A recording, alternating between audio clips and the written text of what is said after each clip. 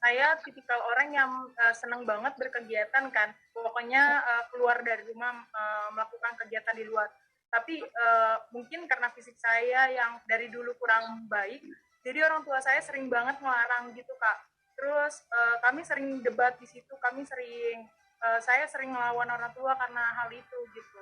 Misalnya mama saya lagi ada masalah sama ayah saya, pasti mereka bakalan kenain ke saya karena memang mereka orangnya kalau punya masalah pasti langsung diungkapin kan. Misalnya ayah saya ngomong kasar ke saya gitu, padahal itu bukan kesalahan saya kan. Terus mama saya juga kayak gitu, biasinnya ke saya.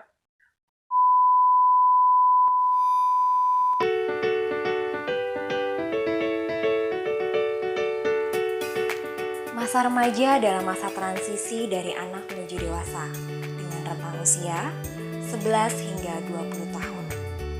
Ada perubahan yang esensial mengenai kematangan fungsi psikologis dan fisiologis yang memungkinkan terjadi masalah dalam prosesnya. Masa anak terlihat manis dan penurut, namun kini masa remaja terlihat berubah menjadi berontak, keras kepala, dan merasa benar. Wajar sebagai orang tua merasa kaget dan tertolak oleh anaknya. Namun sepenuhnya bukanlah salah anak ataupun orang tua sebagai pendampingnya. Bersama saya, Antonia Palupi, psikolog pendidikan dan klinis anak, mari bersama mengenali remaja agar kita cermat mendampingi remaja dalam perkembangannya. Masa remaja sangat mudah ditandai dengan melihat perubahan fisiologis eksternal, yaitu pesatnya pertumbuhan tinggi pada putra dan putri, mulai terlihat bulu-bulu halus. Pada putra, suara mulai membesar, dan pada putri mulai menstruasi.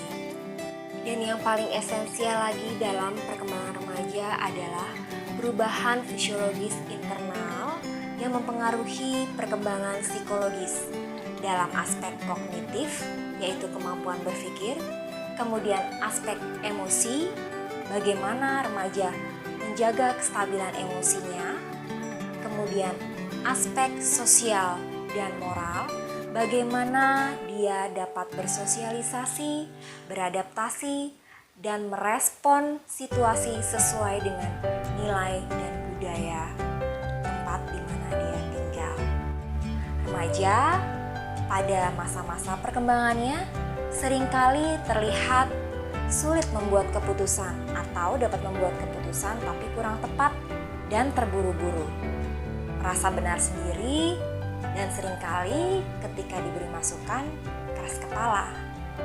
Itu semua bukan sepenuhnya salah dari remaja, namun karena memang terjadi perubahan fisiologis internal, yaitu hormon endorfin yang mempengaruhi perkembangan prefrontal cortex, di mana prefrontal cortex itu mempengaruhi cara berpikir remaja, cara membuat keputusan, dan beremosi.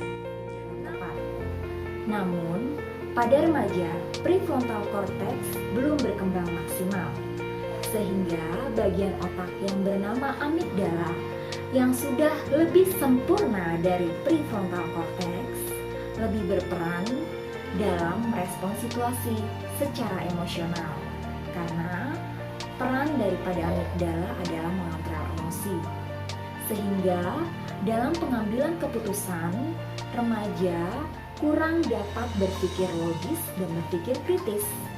Keputusan yang diambil cenderung bersifat emosional. Oleh karena itu, bukan hanya saja remaja yang bertransisi, orang tua juga harus siap bertransisi. Bukan lagi berada di depan, melainkan berada di samping menjadi sahabat. Sahabat berdiskusi dalam mengambil keputusan, berpikir logis, maupun dalam mencari identitas diri. Sampai jumpa di lain kesempatan. Salam sukses dan bahagia. Senantiasa Tuhan memberikan kesehatan, jiwa dan raga agar memampukan Bapak Ibu mendampingi putra-putri mencapai masa depan